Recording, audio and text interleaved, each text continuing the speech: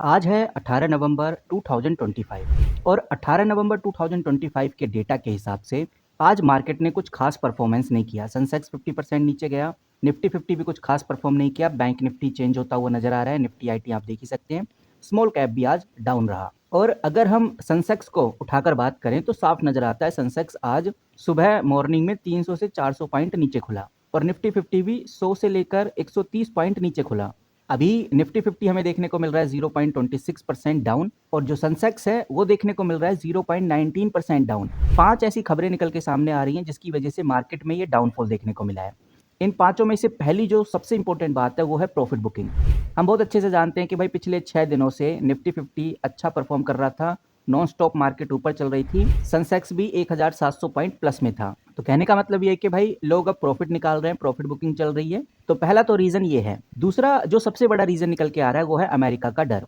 यहाँ पर आप देखेंगे तो आपको यूएस मार्केट नजर आएगा। सिंपली क्लिक करेंगे तो साफ नजर आता है कल यूएस मार्केट लगभग 1.18% नीचे गिरा, डाउ लगभग 1.2% नीचे गिरा, क्योंकि यूएस के अंदर आने वाली है एक बड़ी अपडेट। यूएस के अंदर आने वाला है एनवीडिया की अर्निंग, प्लस एक चीज और आने वाली है वो है यूएस जॉब का डेटा, जो कि कल हमें देखने को मिल जाएगा। और इसी डर की वजह से आज इंडियन स्टॉक मार्केट में भी वो हलचल हमें देखने को मिल रही है, वो बदलाव हमें देखने को मिल रहा है। अब बात करें अगर तीसरे पॉइंट की, वो है एफआईआई। एफआईआई फिर से बेचना स्टार्ट कर दिए हैं, यानी फॉरेन इन्वेस्टर फिर से लगातार बेचने लगे हैं। और पूरे नवंबर का जो रिकॉर्ड उठाकर देखें कि लगभग 10,000 करोड़ से भी ज्यादा अमाउंट एफआईआई ने इंडियन स्टॉक मार्केट से निकाल दिया है। बाकी अगर हम करेंसी की बात करें तो डॉलर है फिर से स्ट्रांग हो रहा है, ये नंबर 4 का पॉइंट है। यूएस बॉन्ड यील्ड तेजी से बढ़ रहा है, डॉलर मजबूत होता हुआ नजर आ रहा है। तो जो इमर्जिंग मार्केट्स हैं जैसे इंडिया हो गया, इंडिया से एफआईआई पैसा निकालेंगे ही अगर ऐसा होता रहा तो, यानी डॉलर बढ़ता रहा तो।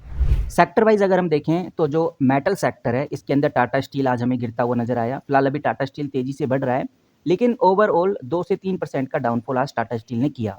वहीं अगर हम बजाज फाइनेंस की बात करें या बजाज फिनसर्व की बात करें, वो भी 3 से 4% नीचे गिरता हुआ नजर आया, लेकिन मार्केट के एंड में हमें थोड़ी सी पॉजिटिविटी देखने को मिल रही है। और निफ्टी आईटी तो आज लाल निशान में हमें देखने को मिल ही रहा है। निफ्टी आईटी भी लगभग 0.91% के डाउनफॉल में है। सिर्फ जो मजबूत हमें देखने को मिल रहा है वो है निफ्टी बैंक, थोड़ा बहुत मजबूत देखने को मिल रहा है। दूसरा जो मजबूत देखने को मिल रहा है वो है निफ्टी फार्मा। आप देख सकते हैं निफ्टी फार्मा 7 नवंबर से काफी ज्यादा तेजी में है।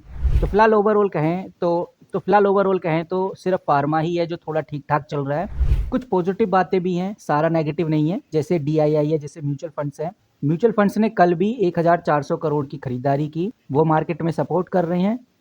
तो जो लॉन्ग टर्म वाले हैं उनको पता है ये एक पॉजिटिव मूवमेंट है। शॉर्ट टर्म ट्रेडर्स तो वेट करेंगे ही, क्योंकि वो करेक्शन का अभी इंतजार कर रहे हैं। तो अब अगर ये थोड़ा डिस्कशन किया जाए कि कल अब मार्केट कैसा रहने वाला है, यानी 19 नवंबर 2025 को मार्केट कैसा रहने वाला है, तो आज हमने देखा मार्केट में थोड़ा करेक्शन हुआ, प्रॉफिट बुकिंग हुआ, लेकिन कल जो डेटा आने वाला है यूएस की तरफ से, जो कि जॉब डेटा होगा, उसके ऊपर भी चीजें डिपेंड होंगी, जिसको एनएफपी रिपोर्ट भी बोलते हैं, जो कि सुबह 8:30 बजे के आसपास देखने को मिल जाएगी। ये अक्टूबर 2025 का डेटा है, क्योंकि यूएस का जो गवर्नमेंट है थोड़ा शटडाउन चल रहा था, थोड़ा डिले चल रहा था। तो ये डेटा अब हमें देखने को मिलेगा और दावा किया जा रहा है कि लगभग 22,000 से लेकर 1 लाख जॉब्स ऐड होने वाली हैं। अगर ये डेटा स्ट्रॉन्ग आता है, लगभग 1,40,000 जॉब्स के आसपास आता है, तो डॉलर मजबूत होगा, यूएस रेट काफ़ी ज़्यादा हाई रहेंगे, बट इससे इंडियन स्टॉक मार्केट में प्रेशर रहेगा। और अगर ऐसा होता है तो ये जो निफ्टी 50 आज आपको 25,950 पे देखने को मिल रहा है, ये 25,800 तक स्लिप हो सकता है। एफआईआई और ज़्यादा बेचने लगेंगे अगर ये डेटा पास आउट होता है, यानी कि यूएस की जॉब ज़्यादा बढ़ती हैं तो एफआईआई और ज़्यादा सेलिंग करेंगे। और अगर ये डेटा वीक आता है, 50,000 के आसपास ही आता है कि भाई 50,000 जॉब ही क्रिएट हो पाई हैं, और फेड रेट कट के सिग्नल मिलते हैं कि दिसंबर में 50% चांस हैं, डॉलर वीक होता है, ग्लोबल रिलीफ मिलता है, तो फिर निफ्टी 50 में रैली आएगी और ये जो 25,000 पे आपको देखने को मिल रहा है, 25,930 पे, ये 26,000 को भी क्रॉस कर सकता है। तो कहने का मतलब ये है कि भाई ओवरऑल एनएफपी डेटा के ऊपर डिपेंड है कि भाई वो डेटा किस तरह का आता है।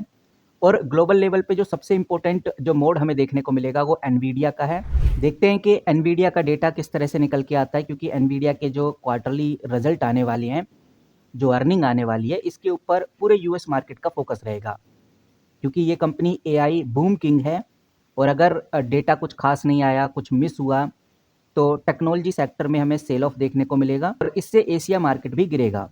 तो कल सुबह यूएस का डेटा देखना बहुत इंपॉर्टेंट है, उसके बाद ही आगे की हमें स्ट्रैटेजी पता चलेगी।